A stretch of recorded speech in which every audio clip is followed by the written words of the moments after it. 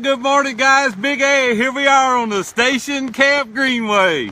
Hey, it's not too pretty outside today. It's actually pouring down rain.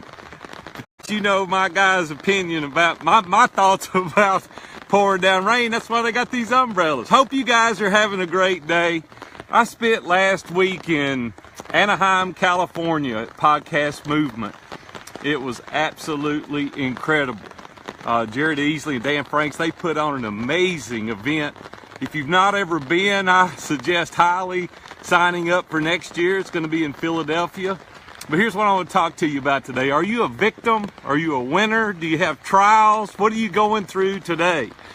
I want to tell you about how I was a little bit embarrassed at myself. Let's see if I can get my light right here. This umbrella's kind of hiding the light a little bit. Several mornings ago, I got up early like I do every morning. I went down, I was staying at the Marriott in Anaheim where the conference was being held. And I went downstairs to the Starbucks to have a cup of coffee and a little bagel. And I was the only one in there. There was nobody else in there. It was when they first opened. And I looked up, and walking down the hall was a guy, had a white cane. He was kind of tapping his way down the hall. He was blind, a young guy. Came into Starbucks, and he was having a little bit of a hard time navigating all those displays. You know how it is in Starbucks with all those displays everywhere. So I jumped up, went over, grabbed his arm, and I said, hey, let me help you out. He was very receptive to the help.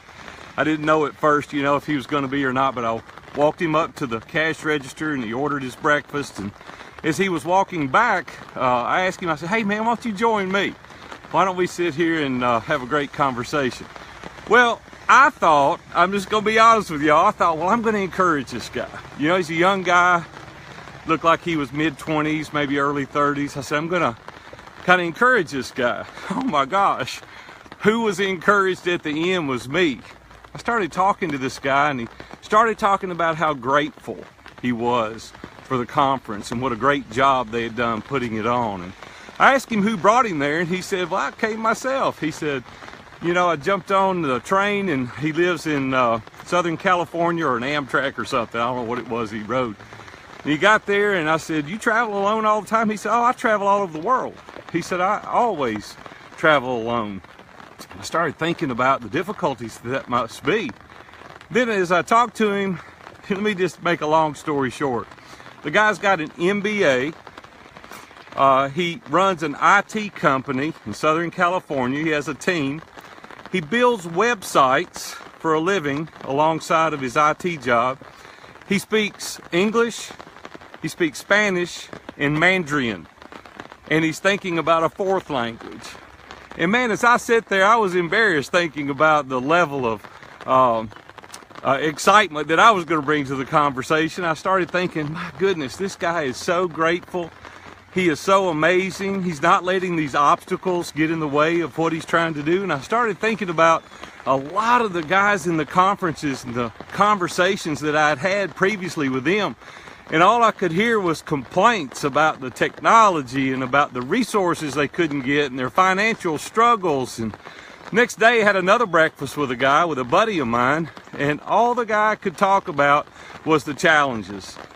The guy that I had breakfast with, though, in Starbucks, all he could say was how grateful he was at all the things that were out there. He didn't let these trials and these tribulations get in the way. Well, I want to ask you today, you know, which are you? Are you the guy that all he talked about was his trials and troubles and shortcomings and lack of resources and lack of finances? Or are you the guy with an obstacle that was overcoming it? I'll tell you, man, I left that breakfast at Starbucks a different man. I was so encouraged thinking about the small little trials that I have and experience, the things that I'm dealing with on a daily basis, really are unimportant. They're insignificant. And I want to challenge you today to be that guy that was at Starbucks, not the guy the next morning. I sat there for an hour and a half the following morning, and not a single question was asked of me or my buddy that was having breakfast with us. All he talked about was himself and his trials, his troubles, and his tribulations.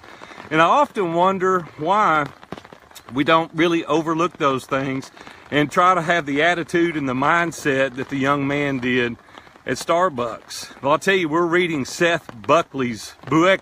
I always pronounce his last name wrong. Sorry about that, Seth. Seth Buckley's book, Ambition. We're finishing it up this week. And in the book, he's talking about the reasons that we need to have the level of ambition that we do. Well, this young man had it figured out.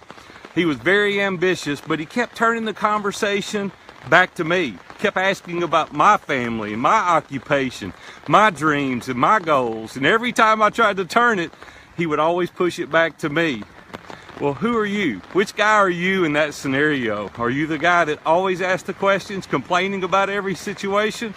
Or are you the guy that is grateful? You're trying to overcome the obstacles and you'll be more successful as a result of it. Well, I want to challenge you to do that today. Listen, get out there, get you an umbrella. If it's raining in your life, get you an umbrella. Get out there and get after it today.